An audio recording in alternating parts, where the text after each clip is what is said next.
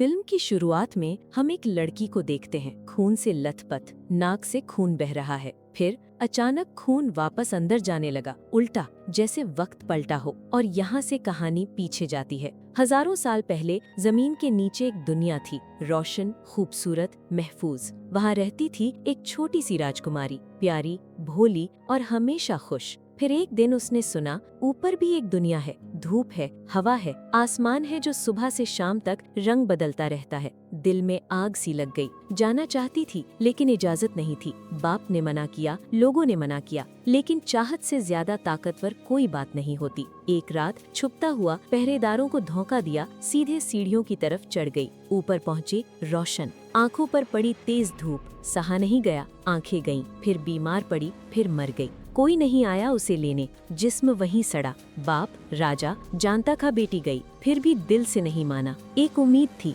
एक दिन वो किसी और रूप में वापस आएगी, मैं इंतजार करूंगा। आखिरी सांस तक। सदियां गुजर गईं। साल 1944, स्पेन। एक गाड़ी चल रही थी, अंदर थी एक माँ, प्रेग्नेंट, तबीयत खराब, और उसकी बेटी ओफेलिया, छोटी, नादान, आंखों में एक खास रोशन। रास्ते में रुकना पड़ा, तबीयत ने साथ नहीं दिया। चलते चलते ओफेलिया का पांव किसी पत्थर से टकराया। नजरें गईं एक मुस्तरद पत्थर, उस पर एक आंख खोदी हुई थी। दूर देखा तो एक पुरानी मूर्ति थी जिसकी एक आंख गायब। ओफेलिया ने ये पत्थर उठाया, वहाँ गई, फिट कर दिया। मूर्ति के मुंह से एक कीड़ा निकला। ओफेलिया ने सोचा परी है, लेकिन था वो एक आम घींगर। माँ ने आवाज दी, चलो। चली गई, लेकिन कुछ अजीब, वो कीड़ा उनके पीछे चल दिया। घर पहुंची, कीड़ा पहले से वहाँ था। ओफेलिया पास गई, उड़ा और एक अजनबी रास्ते की तरफ ले गया। टूटी फूटी दीवारें, पुरानी जगह, कीड़ा गायब। आगे जाने लगी, तभी एक लड़की आई, मर्सिडीज। बोली, रुको, ये लैबिरिंथ है, काफी सदियां पुरानी। जो अंदर गया वापस नहीं आया, तुम भी मत जाओ। दोनों वापस घूमे, लेकिन कीड़ा अभी भी उन्हें देख रहा था। घर पर था कैप्टन, ओफेलिया का सौतेला बाप, एक भयंकर आदमी। स्पेन में सिविल वॉर चल रही थी। कैप्टन का एक ही काम था, गिरिला ग्रुप्स को खत्म करना। वो लोग आम शहरियां थे जो अपने हक के लिए लड़ रहे थे। कैप्टन उन्हें मरवा देता, चाहे बेगुनाह हो, चाहे गिरगिराएं, चाहे साबित हो जाए कि वो रेबल्स नहीं थे, फर्क नहीं पड़ता था। ओफेलिया को बिल्कुल पसंद नहीं करता था। माँ की ज्यादा परवाह भी नहीं, हालांकि माँ हामिला थी। बस एक बात कहता था, बेटा पैदा हो, नहीं तो घर में रहने नहीं दूंगा। और ट्विस्ट ये कि मर्सिडीज जो घर की नौकरानी लगती थी, वो असल में गरिल्ला ग्रुप के लीडर की बहन थी। सारी खबरें अंदर से बाहर भेजती थी। डॉक्टर भी उन्हीं के साथ था। ओफेलिया माँ के साथ सोने की तैयारी कर रही थी। फिर देखा वो कीड़ा कमरे में था। घूर के देखा, दिमाग में परियां थीं, सब कुछ परी जैसी लगती थी। फेरी की किताब खोली, पूछा, क्या तुम परी हो? कीड़े ने किताब में तस्वीर देखी और सच में परी बन गया। इशारा किया, साथ आओ। ओफेलिया पीछे गई। लैबिरिंथ, वही सीढ़ियां जो कहानी की शुरुआत में दिखाई थी। नीचे जाती हुई, नीचे गई, डर के साथ। एक डरावनी शक्ल, लेकिन वो शक्ल खुशी से भर गई ओफेलिया को देखकर। बोली, आई आखिर, बरसों से इंतजार था। ओफेलिया ने समझा नहीं, डर गई। शक्ल ने कहा, डर मत, मैं तेरी दुश्मन नहीं, मेरा नाम फोन है, मैं तेरी दासी हूँ। तुम राजकुमारी हो, ये दुनिया तुम्हारी नहीं, असली दुनिया नीचे है, जमीन के अंदर। वहाँ के राजा की बेटी हो तुम, तुम्हारा नाम है राजकुमारी मोआना। ओफेलिया बोली, झूठ, मेरा बाप तो दर्जी था। फोन ने कहा, भरोसा नहीं, जाओ अपने कंधे पर देखो, चांद का निशान होगा, वही सबूत है। साथ एक खाली किताब दी। बोली, अकेली होनी तब खोलना। छोटी सी परी ओफेलिया को घर ले आई। कंधे पर देखा, चांद का निशान था। किताब खोली, छुआ, अल्फाज उभरने लगे। पहला काम लिखा था, घर से थोड़ी दूर एक अंजीर का बड़ा पेड़, उसी की जड़ों में एक बड़ा मेंढक। मेंढक के पास 3 सोने की गोलियां। गोलियां मेंढक के पेट में डालनी है, बदल में एक सोने की चाबी निकलेगी। ये पहला काम था। इस काम के बाद वो पेड़ जो मेंढक की वजह से सूख रहा था, फिर से हरा भरा हो जाएगा। ओफेलिया वहाँ गई, पेड़ मिला,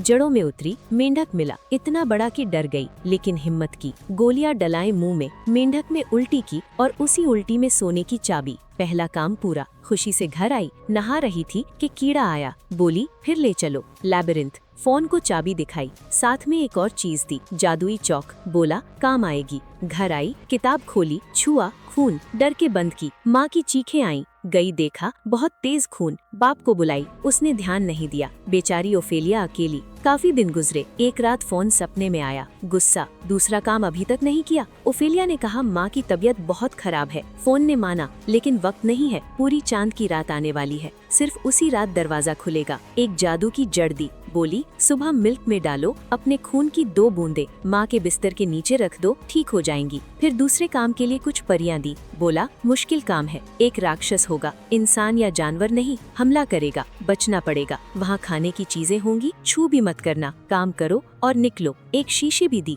वक्त पे वापस आ जाओगी। ओफेलिया ने किताब खोली। दूसरा काम था। चौक से दीवार पर दरवाजा बनाया, पोर्टल खुला। एक और दुनिया, राक्षस की दुनिया। अंदर गई। बड़े दस्तरख्वान के पीछे एक डरावना राक्षस, मुंह पर खाल, नाक की जगह 2 छेद, मुंह की जगह एक लकीर, आंखें नहीं, एक प्लेट में रखी थी सामने। सोता था। परियां बोली, देखो मत, काम करो। 3 छोटे दरवाजे, चाबी लगाई, अंदर से एक सोने का खंजर मिला। वापस जाने लगी, तब नजर गई दस्तरख्वान पर खाना, इतना सुंदर। भूल गई फोन की वार्निंग। उठाया, खाया। राक्षस की चीज थी। राक्षस जाग गया। आंखें हाथों में उठाई, जहां आंखें होनी चाहिए वहां हाथ रख दिए। अब देख सकता था। ओफेलिया के पीछे पड़ा। परियां हमला करके राक्षस का ध्यान भटकाई। ओफेलिया भागी, दरवाजा बंद, वक्त खत्म। राक्षस ने दोनों परियां माली। ओफेलिया की तरफ आया। ओफेलिया ने चौक उठाया, छत पर निशान बनाया, एक रास्ता ऊपर। वो कमरे में पहुंची, जान बची, काम पूरा। लेकिन 2 परियां मारी गईं। ओफेलिया रोती रही। सुबह आई,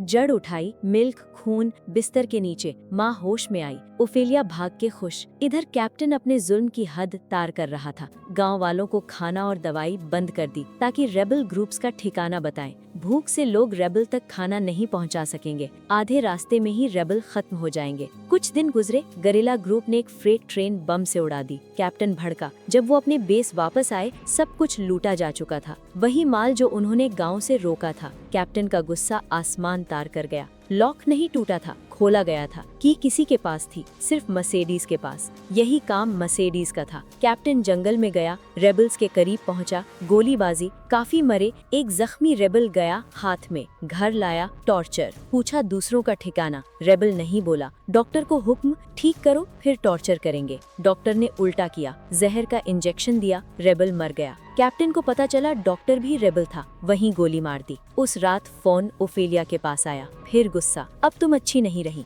दुनिया की हवस आ गई तुम में, परियां मारी तुम्हारी वजह से। तीसरा काम नहीं दूंगा, ऐसी राजकुमारी का हमारे जगत में कोई काम नहीं। ओफेलिया की माँ की तबीयत ठीक होती जा रही थी, लेकिन कैप्टन का जुल्म ज्यादा होता जा रहा था। उसने ओफेलिया की माँ पर भी शक किया, रेबल हो सकती है। सब चीजें चेक की, बिस्तर के नीचे जड़ मिली। गुस्से से माँ को पकड़ाया, ये क्या है? माँ के पास जवाब नहीं था। कैप्टन चला गया। माँ ने ओफेलिया से पूछा, ये क्या है सब? ओफेलिया ने सब बता दिया। डर थी कैप्टन की। माँ ने सुना, लेकिन यकीन नहीं किया। गुस्से में बोली, परियां, लैबिरिंथ, जादू, ये सब किताबों की बातें हैं, दुनिया अलग है। कहते कहते जड़ आग में डाल दी। जड़ जली और माँ की तबीयत फिर बिगड़ गई। बेटा पैदा हुआ, माँ मर गई। ओफेलिया बैठ गई, रोना भी नहीं आया, खाली। कमरे में चली गई। कैप्टन ने मर्सिडीज को पकड़ा, जांच शुरू की। दर्दनाक। मर्सिडीज ने देखा, अब पता चल गया है, एक रात में निकलना होगा। ओफेलिया को भी साथ ले जाना था। अकेली रही तो कैप्टन क्या करेगा? दोनों निकले, लेकिन जंगल में कैप्टन ने घेरा डाला।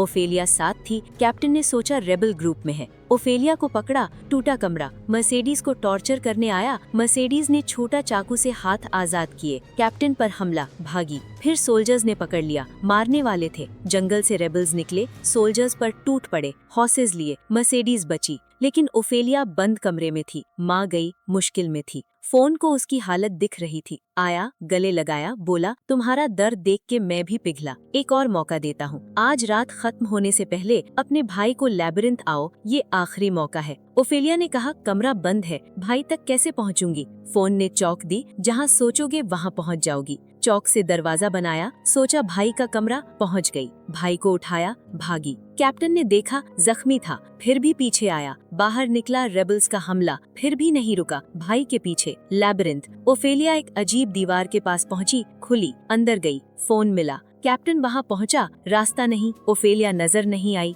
फोन ने कहा, भाई के कंधे पर जख्म करो, 2 बूंदी खून इस जमीन पर डालो, दरवाजा खुलेगा। ओफेलिया ने सुना और सीधा मना कर दिया, चाहे इस दुनिया में हमेशा रहूं, भाई को तकलीफ नहीं दूंगी। फोन ने बार बार कहा, ओफेलिया नहीं मानी। तभी कैप्टन अंदर आया। फोन दिखता नहीं था उससे। भाई ले लिया, ओफेलिया को गोली मार दी। कैप्टन बाहर निकला, चादरों में रेबल्स। मर्सिडीज आगे आई, भाई उसके हाथ में। रेबल्स ने कैप्टन को मारा और वहाँ ओफेलिया जमीन पर, नाक से खून। वही मंजर जो फिल्म के शुरुआत में था। आंखें बंद होने लगी। एक आवाज, जानी पहचानी, उठो मेरी बेटी, वापस आ गई हो। आंखें खोली, एक खूबसूरत महल, चमन, रोशन, जमीन के अंदर की दुनिया। आखिरकार घर। बाप राजा सामने था। ओफेलिया ने पूछा, तीसरा काम तो पूरा नहीं हुआ, कैसे आई? राजा ने बताया, तीसरा काम दरअसल एक परीक्षा थी, जांच था कि इस दुनिया का जुर्म तुम्हारे दिल में आ गया। तुमने अपना खून देने की जगह भाई को बचाया। यही साबित करता है कि तुम्हारा दिल अभी भी साफ है। अगर तुमने फोन की बात मान के भाई को जख्मी किया होता, कभी नहीं आ सकती थी यहाँ। पूरी दुनिया में खुशी, मेले, रोशनी, ओफेलिया की यादें वापस आईं सारी। लेकिन ऊपर की दुनिया में एक लाश। मर्सिडीज बैठी थी ओफेलिया के पास, रोती रही। उसे प्यार हो गया था ओफेलिया से, बहन की तरह। दिल टूटा था, लेकिन वो नहीं जानती थी कि ओफेलिया मारी नहीं, वो बस अपनी दुनिया वापस चली गई थी। और कुछ लोगों की मौत भी मौत नहीं होती, वो घर जाती हैं। वीडियो पसंद आई तो लाइक जरूर करना, चैनल सब्सक्राइब कर लेना। अगली वीडियो में मिलते हैं।